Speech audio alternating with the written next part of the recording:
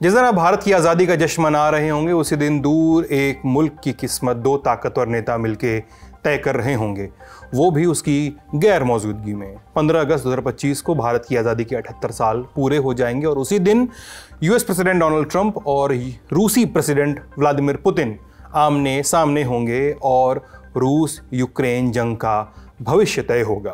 ये meeting Alaska में होगी, एक ऐसी जगह जो याद दिलाती है कि सरहदें बदलती रहती हैं। अलास्का आज अमेरिका का सबसे बड़ा राज्य है, लेकिन 1867 में ये रूस का हिस्सा था।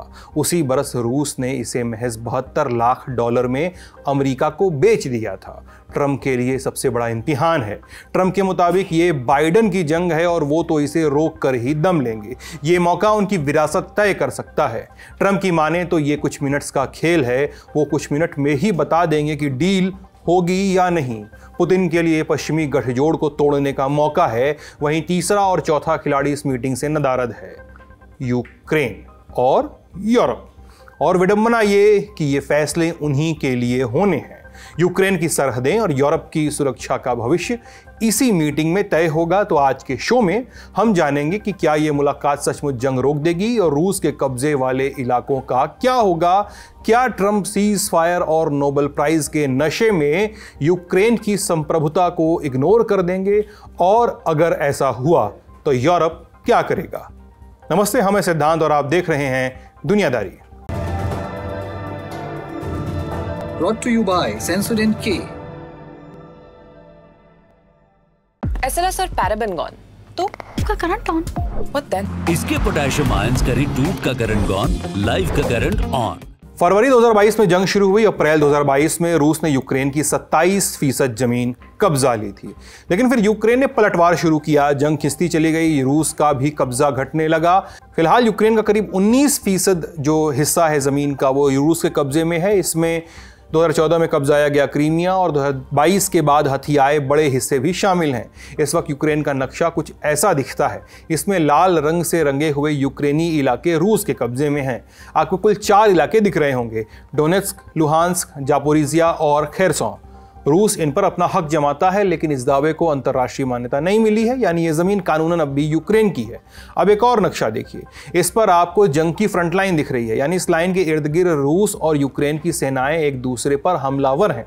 गौर कीजिए, फ्रंट लाइन और रूस के कब्जे वाले चारों इलाकों की सरहद मेल नहीं खाती, यानी ग्राउंड रियलिटी ये है कि उन चारों में से सिर्फ एक, लुहांस्क, पर ही रूस का पूरा कब्जा है।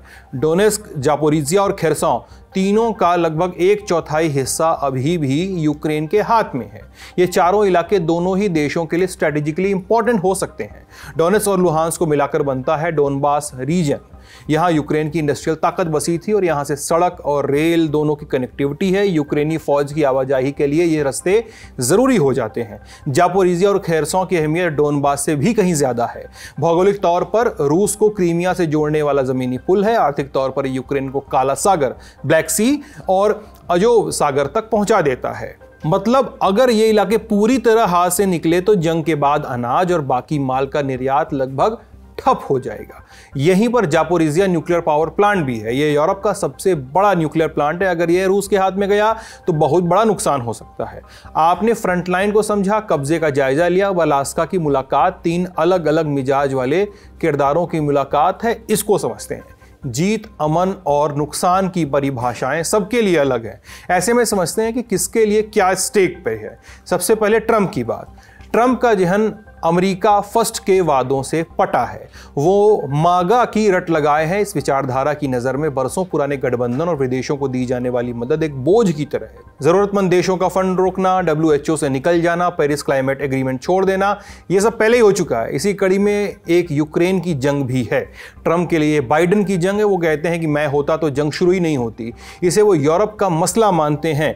ये सब तो हुई नीति की बात, और दूसरी तरफ नोबेल पीस प्राइज का लालच भी है, जिसे वो अपना हक समझ बैठे। ऐसे में अगर ट्रंप को सफलता मिली तो वो अपनी सीज फायर वाली छवि बनाने में कामयाब हो जाएंगे।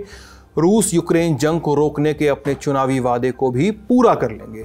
लेकिन अगर वो हार गए तो ये साबित हो जाएगा कि उनकी बात में कोई दम नहीं है। उनकी छवि को बड़ी चोट लगेगी और सिर्फ उनकी नहीं, अमेरिका की छवि को भी नुकसान पहुंचेगा, जो हाल फिलहाल पहुंचता दिख भी रहा है। अब पुतिन की बात करते हैं।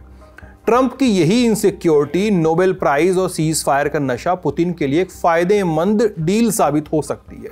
उन्हें अपनी शर्तें मनवाने में आसानी मिल सकती है और पुतिन चाहते हैं कि क्रीमिया और चारों कब्जाए गए इलाकों पर से यूक्रेन हमेशा के लिए दावा छोड़ दे, दुनिया इस कब्जे को कानूनी मान्यता दे, यूक्रेन नाटो में शामिल होने का सपना हमेशा के लिए छोड़ दे और यूक्रेन अपनी फौज को सीमित कर ले, छोटी कर ले और यूक्रेन में नए सिरे से फ्री एंड फेयर इलेक्शंस हों और रूस पे लगे सैंक्शंस हटाए जाएं।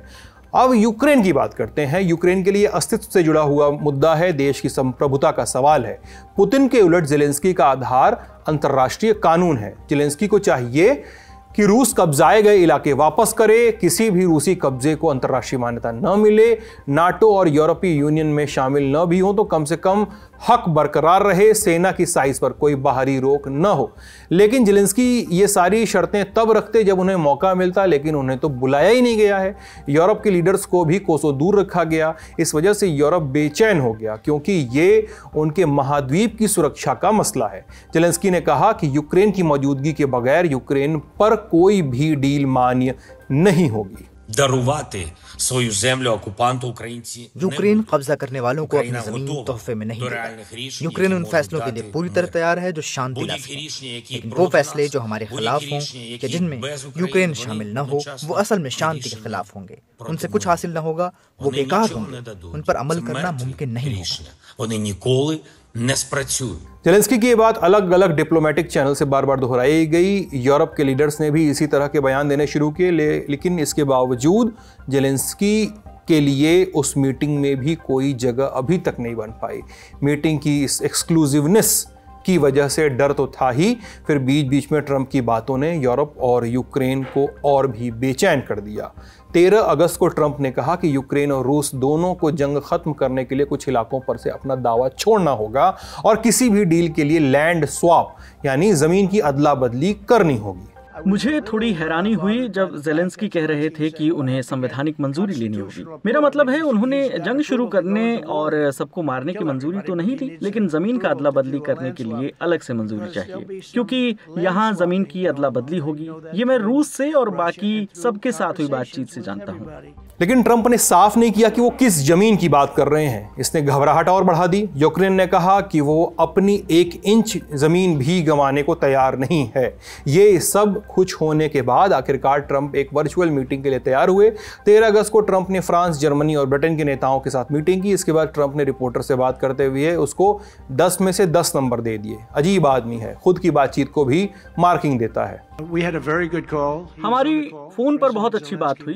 राष्ट्रपति ज़ेलेंस्की भी कॉल पर थे। मैं इसे 10 में से 10 दूंगा। मतलब बहुत ही दोस्ताना माहौल था। मैं नेताओं को जानता हूं क्योंकि मैं नाटो मीटिंग में था। मैंने टैरिफ 2% से बढ़ाकर 5% कर दिया है। पहले 2% भी नहीं दिया जाता था और अब ये 5% हो गया है, जो रक्षा क्षमता में खरबों डॉलर की बढ़ोतरी के बराबर है। ये तो पहले से तय था कि मैं राष्ट्रपति पुतिन से मिलूंगा और उसके बाद मैं राष्ट्रपति ज़ेलेंस्की को कॉल करने वाला हूँ। फिर शायद उसी क्रम में बाकी नेताओं को कॉल करूंगा। बहुत संभावना है कि हमारी दूसरी मीटिंग होगी जो पहली से ज्यादा कामयाब होगी, क्योंकि पहली मीटिंग में तो मैं ये जानूंगा कि हम कहाँ खड़े हैं और क्या कर रहे हैं। ट्रंप ने यह भी कहा कि अगर रूस जंग रोकने के लिए तैयार नहीं हुआ तो नतीजे बहुत बुरे होंगे। अगर पुतिन शुक्रवार को आपसे मुलाकात के बाद भी जंग रोकने पर राजी नहीं होते तो क्या कोई नतीजे होंगे? हाँ होंगे। नतीजे क्या होंगे? पाबंदियां या टैरिफ? मुझे बताने की जरूरत नहीं है। हाँ, बहुत सख्त परिणाम होंगे। इस मीटिंग में यूरोप के लीडर्स ने ट्रंप के सामने 5 मांगे रखी। जैसे पहली, आगे की किसी भी मीटिंग में यूक्रेन को मेज पे रखना ही होगा। दूसरी, युद्ध विराम से पहले जमीन के बदले जमीन जैसे सौदों पे कोई बात नहीं होगी। तीसरी, जंग रुकने के बाद यूक्रेन को सिक्योरिटी गारंटी मिलनी चाहिए। 4, यूक्रेन का नाटो में शामिल होने का हक भी बरकरार रहे। और 5वीं बात कि अगर बातचीत नाकाम हो तो रूस पर आर्थिक दबाव और बढ़ाया जाएगा। लेकिन यह तो सिर्फ अपील भर है। किसी को नहीं पता कि ट्रंप मुलाकात के वक्त कौन सा फैसला कर ले। हमने जानकारों से पूछा कि इस मीटिंग में जो होने वाली अलास्का में उसमें हो क्या सकता है। क्या रूस यूक्रेन जंग इस मीटिंग से रुक सकती है या नहीं?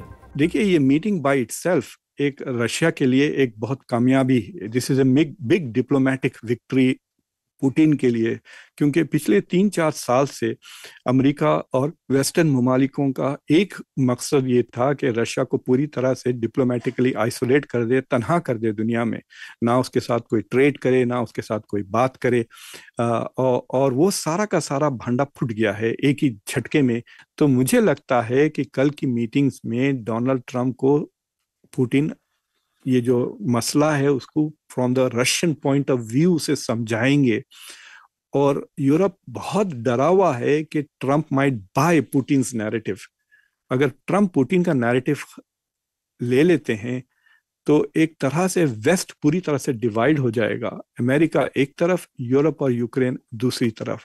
तो ये जो मीटिंग है ये बहुत इंपॉर्टेंट है। इसमें एक तरह से वो प्रिंसिपल्स तय होंगे, वो फाउंडेशंस ले हो जाएंगे, जिससे ना सिर्फ यूक्रेन का फ्यूचर, यूरोप का फ्यूचर, नेटो का फ्यूचर और अमेरिका और यूरोप की जो लॉन्ग टर्म पार्टनरशिप है उसका फ्यूचर भी असर होगा इस मीटिंग के बाद। लेकिन इस मीटिंग से पहले ही व्हाइट हाउस खुद मान चुका है कि इस बैठक से कोई बड़ा ब्रेक थ्रू नहीं निकलेगा। 12 अगस्त को व्हाइट हाउस की प्रवक्ता कैरोलिन लेविट ने इस मुलाकात को लिसनिंग सेशन और फील आउट मीटिंग कहा, यानी पहले बस माहौल समझना, सामने वाले का मूड पकड़ना।